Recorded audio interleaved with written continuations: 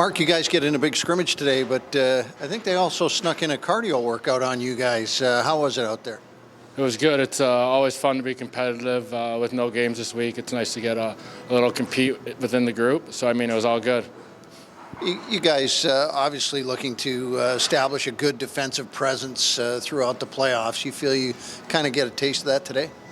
Yeah, I mean, the score was low. It was 2-1 White. I mean, we didn't come out with the win, but, I mean, it was a hard-fought game. Not too many chances either way. So, I mean, it's going to be a hard-fought series, and you got to get to the net to get some goals this weekend. What do you like? What do you like about this club and what it established as who they are as a personality this year? I mean, there's a lot to like within the group. I mean, we got a bunch of different pieces that come together to make a nice puzzle. There's a lot of different ways we can play. We can play the run and gun. We can play the hard game. So, I mean, it's going to be fun, and we're looking forward to the challenge. Intensity out there, too. It starts off that scrimmage with a little bit of, we're just going to play, and finishes up pretty intense there at the end, just the natural competitiveness of the group. Yeah, I mean, everybody likes to win. So, I mean, win or lose, like whenever you lose, like you're obviously not going to be happy, especially with your buddies just giving you a little extra push in the back. So, I mean, you definitely don't like that, but it's just fun to compete. So, I mean, we're happy to do it. How much does like a scrimmage like this help you guys stay, in the mix for when the playoffs come and you need to be right there, ready to play? I mean, it's a lot. We watched the other teams play yesterday, so I mean, they're all competing hard and they're playing playoff hockey. So we got to do the same, and the best way to do that is play against each other. So that's what we're doing, and we're going to go out there and treat it like playoff games. What's the biggest thing you learned playing in Newfoundland last year during the playoffs that you could bring into this season's playoffs for the Marlies? We learned a lot last year. I mean, you can't take anything for granted. We were up 3-1 in the series. We pushed it to 7 games, then we came back from a 3-1 lead. So, I mean, no one's going to let you just finish them off in a series either. So, I mean, you got to play till the end. Joe, these scrimmages often start out hey, what can we do out there? And then next thing you know, highly competitive situation. What do you guys drive out of that, taking it into an off week that you guys are experiencing? Yeah, I think we still want to get competitive. We got to reenact our first round that we're missing now. We got the buy-in, so I think these scrimmages are meant to compete and it's meant to battle. So you'll see we'll get on the wrong side of our own teammates even.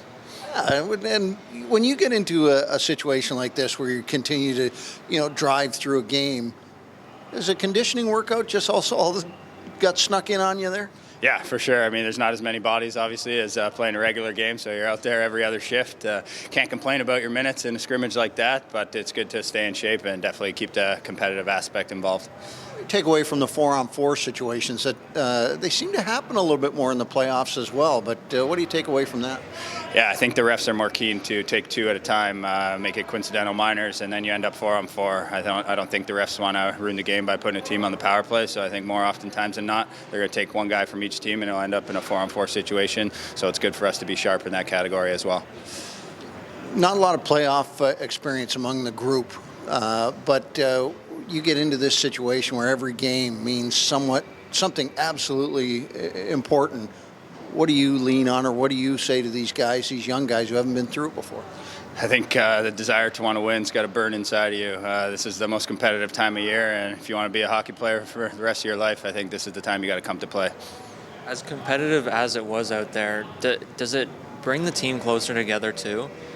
Yeah, for sure. I think when you see guys competing in every area of their game, whether it's in the gym or in practice, and then it translates to the game. So I think anytime you can get bodies competitive and you get a little adversity involved, it brings a group closer together.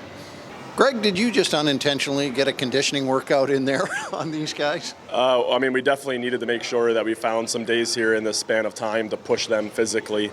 I thought today was really productive. As the scrimmage went on, it got more and more competitive.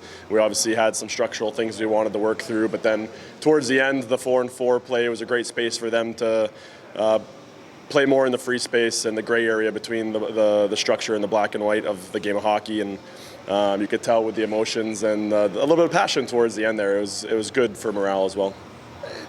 Talk about that 4-on-4. You think you'll see more of that, or was the intention, as you say, just to kind of get it out there and find that free space? A little bit of both.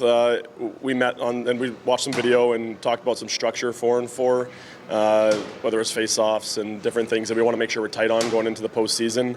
There's also the potential that you see more 4-on-4 and playoffs where refs aren't going to take just one guy and they might take two. So it's just one area of our game we wanted to get tighter with details and wanted to get the guys more comfortable playing in that space as we might see it more in postseason. Obviously, defense, you look at Utica and Laval last night. Laval, top team in the league in offense. Utica, one of the best in defense. What are your thoughts on just leading with defense first in the postseason?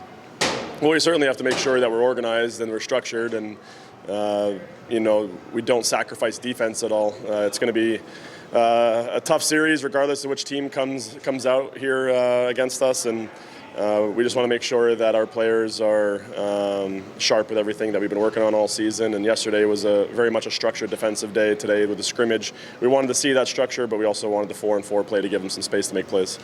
With the emotion towards the end of the practice, do you think it can bring a team closer together when you have that emotion in a scrimmage like this? Yeah, absolutely. And it's also because of how close our team is, why that happens. It's like brothers. Anyone that has a brother knows that you're going to fight from time to time, and the next day everything's good. So, I'm sure everything's fine with our guys.